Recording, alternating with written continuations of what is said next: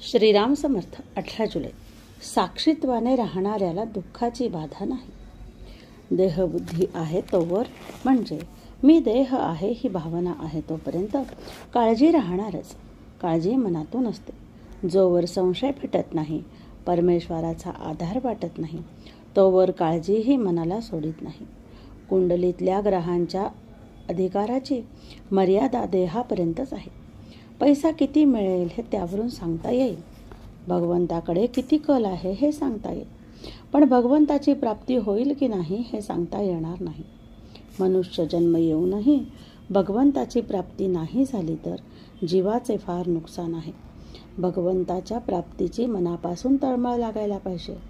एकदा का अशी तळमळ लागली की मनुष्य वेडा बनतो आणि कोणी संत भेटला की निवांत होतो. संत आपल्यावर येणारी संकटे नाहीशी करीत नाहीत, तर त्या संकटांची भीती नाहीशी करतात. संकटापेक्षा संकटाची भीतीच आपल्याला फार घाबरवून सोडते.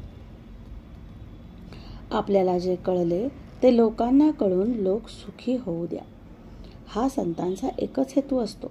संत विषयावर मालकी गाजवितात. जगाला जिंकणे एक वेळ सोपे, पण स्वतःला जिंकणे कठीण आहे. संत स्वतःला जिंकून जगात वावरत असतात. संत साक्षीत्वाने जगात राहतात आणि साक्षीत्वाने राहणाऱ्याला दुःखाची बाधा होत नाही. संतांच्या संगतीत राहून, त्यांच्या आज्ञेत राहून आपण आपल्या मनातले सर्व संशय नाहीसे करावेत.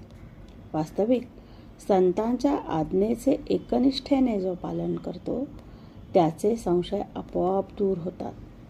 जोवर संशय आहे तोवर असमाधान आहे.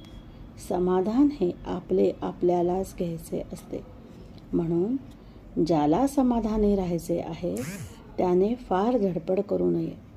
जशी स्थिती येईल त्या स्थितीत समाधानात राहावे. कचेरीचे विषय आपल्याबरोबर घरी आणू नयेत, ते तिथेच ठेवावेत. घरातले वातावरण शुद्ध आणि निसंशयाचे असावे. भोळेपण एक प्रकारे चांगले, ती भाग्याची गोष्ट आहे. जो योगभ्रष्ट असतो त्याच्या अंगी भोळेपण असते, असे कल्याण स्वामींच्या अंगी होते.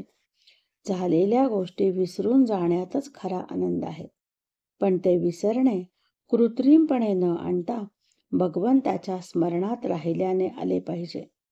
म्हातारपणी मन आणि शरीर फार नाजूक बनते. त्यावेळी शरीर सुद्धा बरे राहायला आनंद हे फार मोठे औषध आहे. हसावे, खेळावे, लहान मुलात मिसळावे, थट्टा विनोद करावा, काहीही करावे, पण आनंदात राहावे. ज्याचा आनंद कायम टिकला त्याच्याच जन्माचे सार्थक झाले.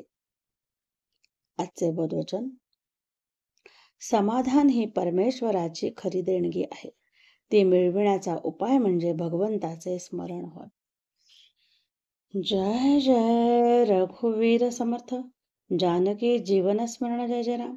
श्रीराम जय राम जय जय राम.